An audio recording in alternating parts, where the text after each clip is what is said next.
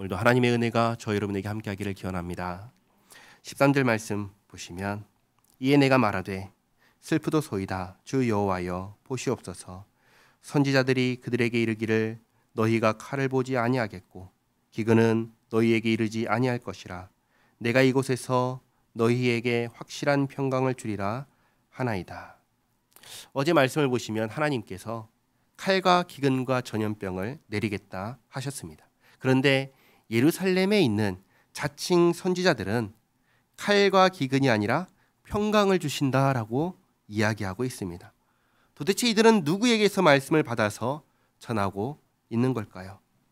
다른 선지자들은 이렇게 말하고 있습니다 라고 예레미야의 말을 듣고 하나님께서 말씀하십니다. 14절에 여호와께서 내게 이르시되 선지자들이 내 이름으로 거짓 예언을 하도다. 나는 그들을 보내지 아니하였고 그들에게 명령하거나 이르지 아니하였거늘 그들이 거짓 계시와 점술과 헛된 것과 자기 마음의 거짓으로 너희에게 예언하는도다.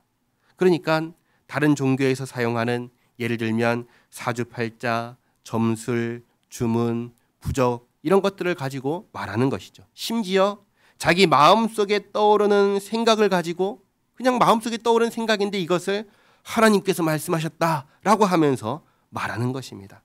이런 사람들은 오늘날에도 있지요. 그래서 15절에 그러므로 내가 보내지 아니하였어도 내 이름으로 예언하여 이르기를 칼과 기근이 이 땅에 이르지 아니하리라 하는 선지자들에 대하여 여호와께서 이와 같이 말씀하셨노라. 그 선지자들은 칼과 기근에 멸망할 것이요 그들의 예언을 받은 백성은 기근과 칼로 말미암아 예루살렘 거리에 던짐을 당할 것인즉 그들을 장사할 자가 없을 것이요 그들의 아내와 아들과 딸이 그렇게 되리니 이는 내가 그들의 악을 그 위에 부음이니라. 하나님께서는 칼과 기근을 전염병을 내릴 거라고 하셨습니다. 이 말씀을 받고 전한 사람이 누구냐면 선지자 예레미야입니다. 한편 칼도 없고 기근도 없고 평화만 있다고 전한 사람들은 하나님께서 보내지 않은 거짓 선지자입니다. 이 두 종류의 선지자들은 결코 함께 있을 수가 없습니다. 한쪽이 진짜면 한쪽은 가짜입니다. 하나님께서 진실하신 하나님이시며 예레미야가 하나님께서 보내신 선지자라는 것을 분명하게 나타내십니다. 그래서 이 거짓 선지자들은 칼과 기근으로 멸망시키고 또 이 거짓 선지자들을 따랐던 자들 역시 칼과 기근으로 멸망하겠다 하시는 것입니다. 그리고 17절에 너는 이 말로 그들에게 이르라. 내 눈이 밤낮으로 그치지 아니하고 눈물을 흘리리니. 누가 흘리는 눈물이죠?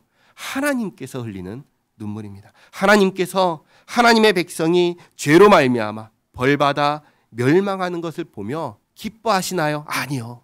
슬퍼하십니다. 애통해 하시는 것입니다. 이는 처녀딸 내 백성이 큰 파멸 중한 상처로 말미암아 망함이라. 내가 들에 나간즉 칼에 죽은 자요 내가 성읍에 들어간즉 기근으로 병든 자며 선지자나 제사장이나 알지 못하는 땅으로 두루 다니도다. 이 하나님의 말씀을 듣고 예레미야도 슬퍼하며 말합니다. 19절에 주께서 유다를 온전히 버리시나이까? 주의 심령이 시온을 싫어하시나이까? 어찌하여 우리를 치시고 치료하지 아니하시나이까? 우리가 평강을 바라도 좋은 것이 없고 치료받기를 기다리나 두려움만 보나이다. 평강을 바란다면, 치료받기를 원한다면 어떻게 해야 될까요? 회개하고 하나님께로 돌아와야죠.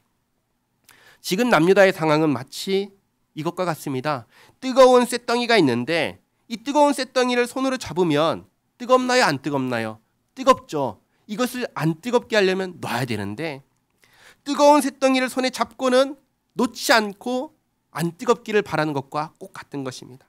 평강을 바라고 치료를 바란다면 회개하고 하나님께 돌아와야 되는데 하나님께 돌아오지는 않으면서 평강을 원하고 치료를 원하니 이 바람이 이루어질 수 있겠습니까? 그럴 수가 없는 것이죠. 20절에 여호와여 우리의 악과 우리 조상의 죄악을 인정하나이다. 우리가 주께 범죄하였나이다. 예레미야가 남유다를 대표해서 죄를 자복하지만 그게 의미가 있나요? 의미가 없어요. 왜 의미가 없냐면 무엇보다도 예레미야는 남유다의 대표자가 아니기 때문입니다. 남유다의 대표는 누군가요? 왕이죠, 왕. 왕이 회개하지 않는데 예레미야가 회개한들 그게 무슨 소용이 있겠습니까? 21절에 주의 이름을 위하여 우리를 미워하지 마옵소서. 주의 영광의 보좌를 욕되게 마옵소서. 주께서 우리와 세우신 언약을 기억하시고 폐하지 마옵소서. 이방인의 우상 가운데 능히 비를 내리게 할 자가 있나이까? 하늘이 능히 소나기를 내릴 수 있으리이까? 우리 하나님 여호와여, 그리하는 자는 주가 아니시니까? 그러므로 우리가 주를 앙망하옵는 것은 주께서 이 모든 것을 만드셨음이니이다 하니라. 아멘. 예레미야는 압니다. 알기 때문에 안타까워하며 슬퍼하며 간구합니다. 하나님께서는 죄인이 멸망하는 것을 기뻐하실까요? 아니요. 하나님께서는 죄인이 멸망하는 것을 기뻐하지 않으십니다. 하나님께서는 죄인이 죄의 길에서 돌이켜 생명의 길로 가는 것을 기뻐하십니다. 그러나 죄인이 멸망하는 것을 기뻐하지 않으신다고 해서 하나님께서 자신의 공의를 폐하실 것이냐? 또 그렇지는 않으십니다. 죄인은 벌을 받아야 됩니다. 죄의 대가를 치러야 됩니다. 이게 공의입니다. 우리 하나님은 공의의 하나님이십니다. 선을 행한 자에게는 상을 주시고 악을 행한 자에게는 벌을 주시는 하나님이십니다. 행한 대로 갚으시는 하나님이십니다. 그리고 우리 하나님은 자비로우신 하나님이십니다.